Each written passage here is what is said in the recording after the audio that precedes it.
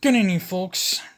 And tonight we're going to talk about, or wherever you're at watching this, we're going to talk about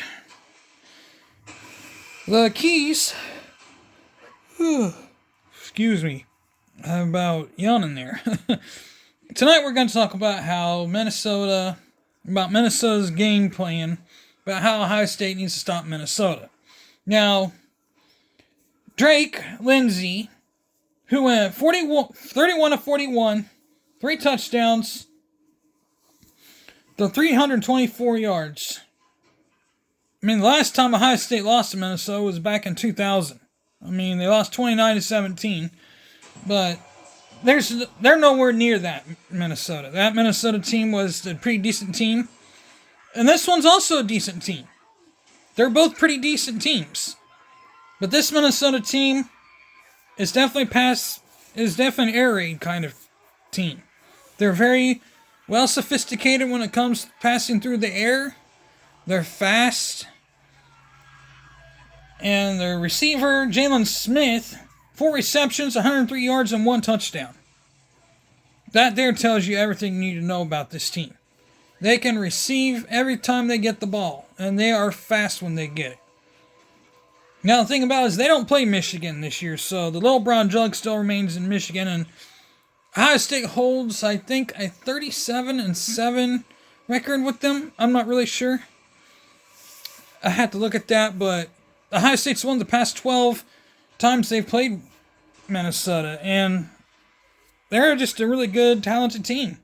Minnesota is. Now, get it, the running game was just not there. Fame Ejol Boy, I think that's how it's pronounced, I'm not real good, had 12 Ks for 37 yards and 1 touchdown. Now, when the running game wasn't there, they started going through the air and attacking Rutgers that way, which they found success. Now, Rutgers is one thing. Don't get me wrong, Rutgers is a good team too. I'm not looking past Rutgers, but Ohio State is a totally different ballgame.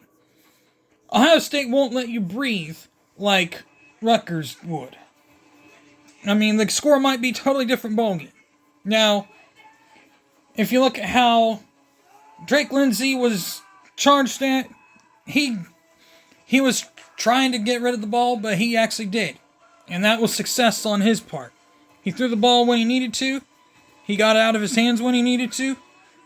And that was a big victory for the Buckeyes. Well, not necessarily for the Buckeyes. That was a big victory for the Gophers.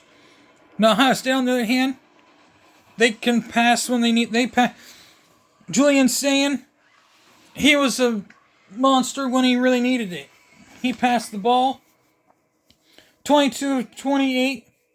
2 touchdowns, 208 yards. That says it all. That guy can. I don't know. That guy's got some arm on him. There's something special about Julian Sayin in this year's Buckeyes. I don't know what it is.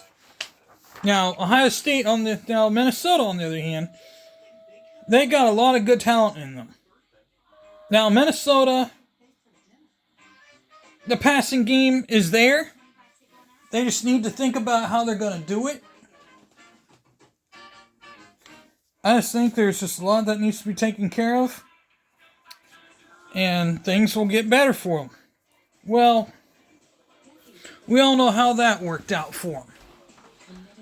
Now, who knows how else that'll work out later on down the road there. But anything's possible at this point. LOL. Anything's possible. And I'm standing by my word. Anything is possible. Well, I got other things I gotta take care of. And I'll get back with you on that part. But before I get off here, there's just another thing I gotta tell you about Minnesota. They're just a very good team. They can run you. They can air you out. They can run fast downfield, like Ohio State. But they're very more of a passing team. Ohio State's kind of both. Ohio State's a two-dimensional team. Minnesota's very one-dimensional. They're more of like a air raid kind of team, like I was saying before, but they're a very well-coached team. So with that being said, hit the like button, hit the bell for notifications. With that being said, I'm out of here. Peace.